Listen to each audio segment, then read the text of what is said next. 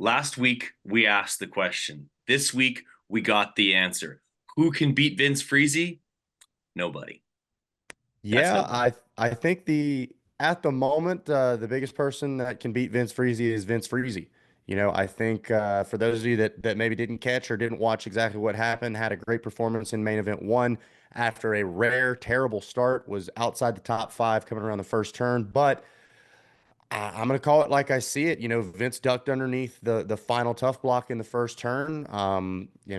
By the rules, that was cutting the track, gained an advantage, and was docked two positions following the race. Needless to say, he was not super excited about it, but yeah, we've seen multiple camera angles of it, multiple videos of it, and I'm gonna kind of clap back at Vince. He's kind of accused the series of being a little inconsistent with their calls. And Bruce, who is our AMA referee, Bruce Richardson, I think did an incredible job. He didn't make a call off of instinct. He didn't make a call off of eyesight, right? I even said that I witnessed it, and he said, Zach, I appreciate that, but I have to see it. I have to see footage of it. And so they collected some evidence, collected some videos, and made the call. And quite frankly, what also frustrates me is per the AMA rules, I believe he was able to be penalized up to four positions. So it is kind of frustrating to hear. I don't expect Vince to be happy about getting penalized, but I do think that the rules were followed per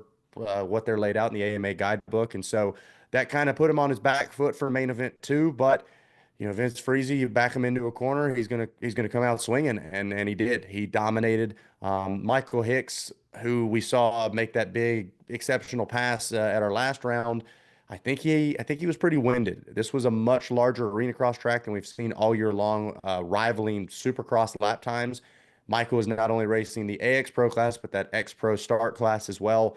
And you could see it. The second half of the races, man, I don't want to say his tongue were in the spokes, but he was going backwards. And I think it caught up with him.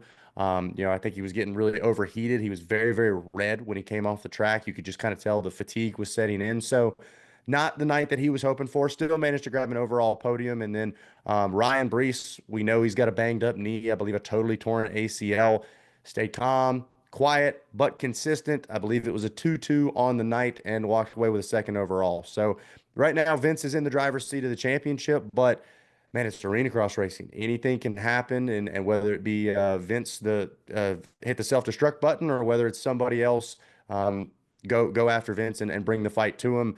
Anything can happen. We've got Reno this coming weekend, and then Prescott Valley the following weekend as well. So if something happens and somebody gets banged up, there's not a lot of rest time. But Vince, man, yeah, I thought maybe that was going to shake him off his game after the first main event. He shut me down in main two and got the job done. He certainly did, and this should be a surprise to absolutely no one that throughout this series that Vince Friese has done a lot of winning and has made about a zero friends. That's never been his MO. That's never what he's been concerned about.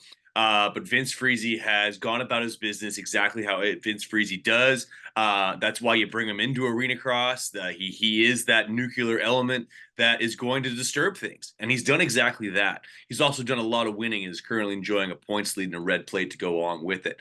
Um, I think you're totally right on Michael Hicks. Can we also mention that looks like he switched teams? Yeah. It was Rock River Gizmo Mods Yamaha, and now a completely different program. Maybe like obviously like not it's still a Yamaha, but a lot of other different elements in play here. That also weighing on him on top of a very busy schedule, and of course the next to the top contender in the series is out there as a wounded warrior. Missing an ACL in the dominant knee there. Ryan Brees, yeah, he's gutting it out, and like you said, anything can happen. But right now, it's Vince Friese all the time. Yeah, and I mean, you go back to last year, we talked about Ryan Brees fighting from behind, trying to catch the gap up to Kyle Peters. And so Ryan is painfully aware of how quickly things can change in this series. And so I think a lot of people wouldn't have blamed him. You got a hurt ACL. I think other parts of the knee are bothering him as well. This track was not the track you want to have a hurt knee on. The guy's super tough. He kind of keeps it quiet, a little reserved, but I know he had to be hurting following the evening. But he knows, hey, the only way to guarantee I'm not going to win this thing is to not line up. And so got the qualifying done, got in, put the laps in clean, didn't take any unnecessary risks, but walking away with a second place overall on the weekend is a phenomenal way to continue the championship dream. Touching on your point with Michael Hicks, yeah, he jumps over to that Newell All Balls Racing EBR Yamaha team, and I believe that actually took a little bit of stress off of him. Okay. Obviously, I don't know the nitty gritty details as far as the Rock River deal and then how the switch came to be, but I do believe that I think this is going to help him a little bit more. I think they're taking on a little bit more of the grunt work and the load for Michael, but man, it's just one of those nights, right? Sometimes you line up and it just doesn't go your way. I do think being involved in both classes was a detriment to Michael. He even said it in the press conference. Usually I'm able to recover pretty easy. I also think he got a lot more of a fight from Justin Bogle in the X Pro class than he's used to. Yeah. Bogle,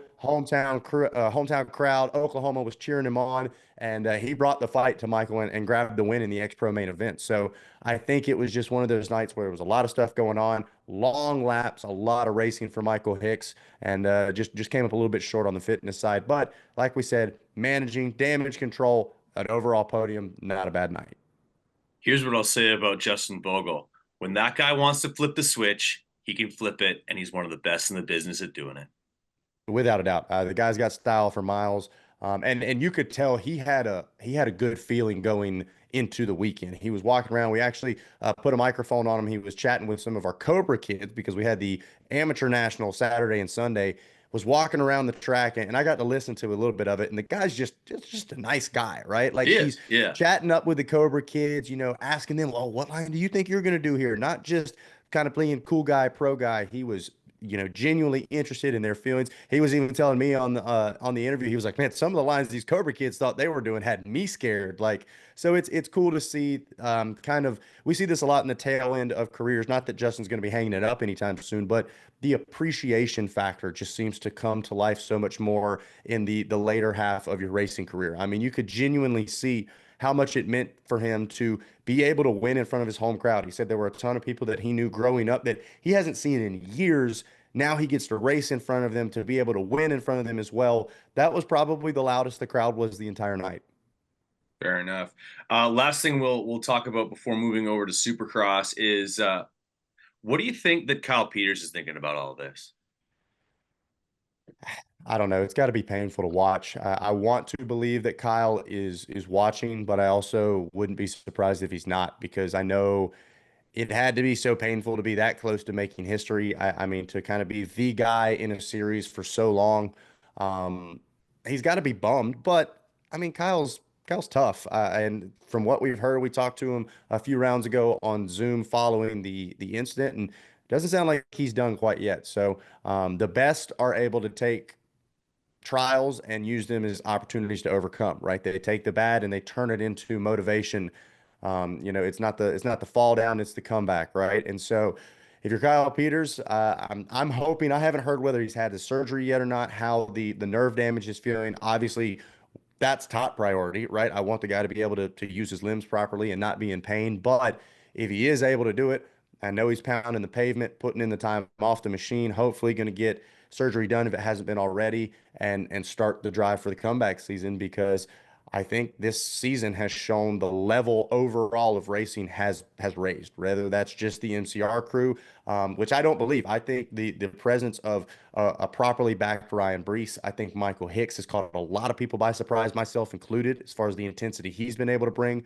Paulatelli's been super consistent this year. You could tell he's raised the fitness level. Then you Hmm. have Brees, and then of course Vince Friese. I mean, and then you've got riders like Brandon Ray, riders like Chandler Baker that are showing up, and maybe they're not threatening to win, but if you don't get a good start, it's going to take you two to Yeah, three they're gonna laps to make it get hard around on these you. guys. Exactly, and so I think the overall level of the game has been raised.